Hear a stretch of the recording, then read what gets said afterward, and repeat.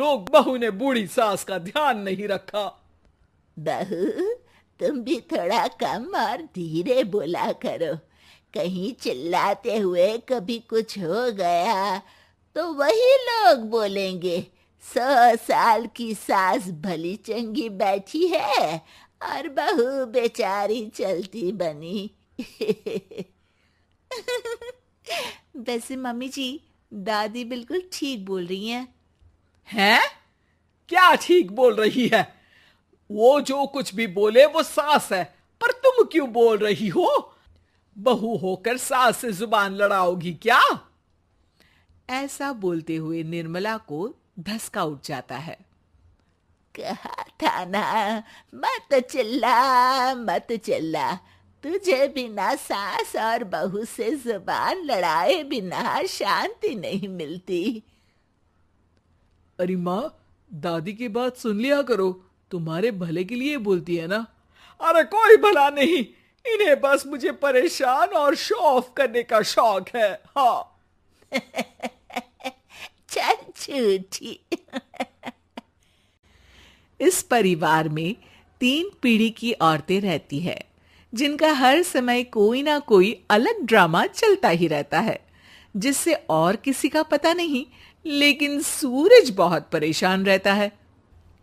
माँ, पियाली और दादी, आप तीनों के पास एक दूसरे को सास बहू वाले ताने देने के अलावा कुछ काम हो या नहीं, पर मेरे पास जरूर है। इसीलिए पियाली, जरा लंच ले आओ, मुझे ऑफिस भी जाना होता है। इस पर पियाली सूरज को लंच देती है और वो ऑफिस चला जाता है, जिसके बाद तीनों एक बार फिर अपनी बातों या कह लो कि नोक-झोंक में लग जाती हैं। इसी में दिन बीत जाता है। रात को सूरज के साथ उसके दोस्त भी खाने पर आते हैं। पियाली, मेरे कुछ दोस्त आए हैं। सॉरी, अचानक प्लान बना तो बता नहीं पाया। तुम जल्दी से डिनर बना दो ना। अरे वाह रे आलसी माँ की आलसी बेटी, पहले बिना बताए दोस्तों को घर ले आओ, फिर बोलो जल्दी से डिनर बना दो। इतनी जल्दी है तो खुद बना लो। अरे माता, सब बाद में दिखा देना, अभी खाना बना दो ना प्लीज। ऐसा बोल के सूरज दोस्तों के पास जाकर बैठ जाता है और पियाली डिनर की टेंशन में अपनी सास के पास पहुंच जाती है, जो अपने कमरे में आराम कर रही होती है। मम्मी, सूरज अचानक दोस्तों को घर ले आए हैं, क्या करूं अब? कुछ ऐसा बताओ ना जो जल्दी बन जाए और सर्व करते हुए भी अच्छा लगे। अरे रेस्टोरेंट से मंगा ले, दोबारा परेशान मत करना, सोने दे मुझे। इतने में दादी सास भी वहां आ जाती हैं।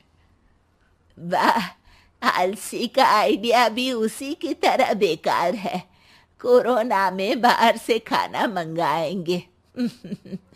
बहू, तुम सो ही जाओ, वही काम अच्छे से कर सकती हो। चल पियाली, मैं बताती हूँ क्या करना है।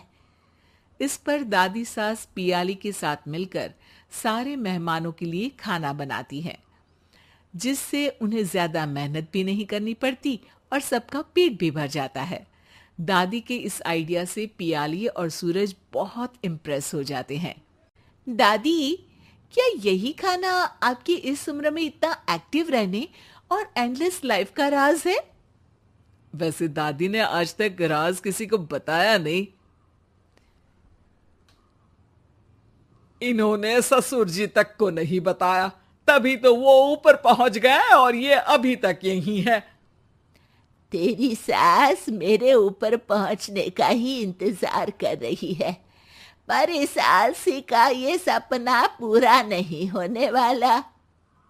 क्यों जी, अमर होने का वरदान लेकर आई हो क्या? अमर का पता नहीं, पर लगता है तुझसे लंबा जरूर जी लूंगी। इससे पहले कि दोनों सास बहू में कोई बहस शुरू होती, पियाली बीच में बोल पड़ती है। ठीक है, आप दोनों लड़ क्यों रही हैं? हम तो चाहते हैं कि आप दोनों हमारे साथ हमेशा रहें।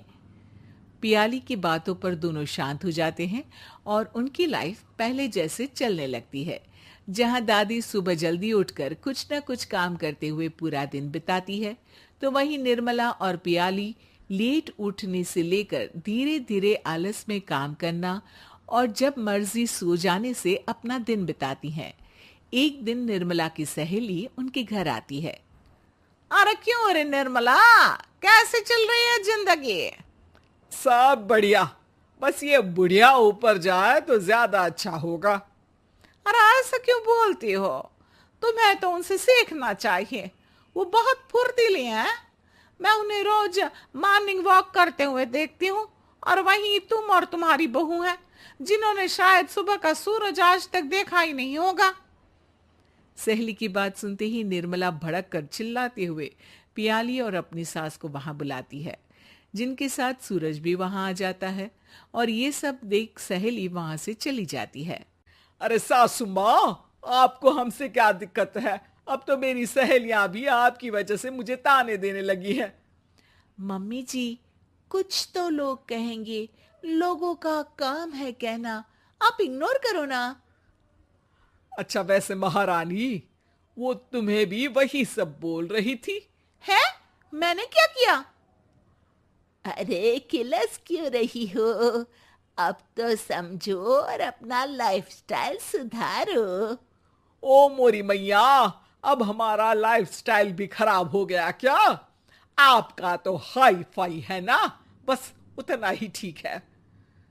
तुम लोग हमेशा पूछते हो ना कि मेरी इस उम्र और अभी भी इतने एक्टिव रहने का राज क्या है, तो वो ये लाइफ स्टाइल ही है, जिसे हाई फाई नहीं पर सिंपल कहते हैं। दादी, अब कहना क्या चाहती हो?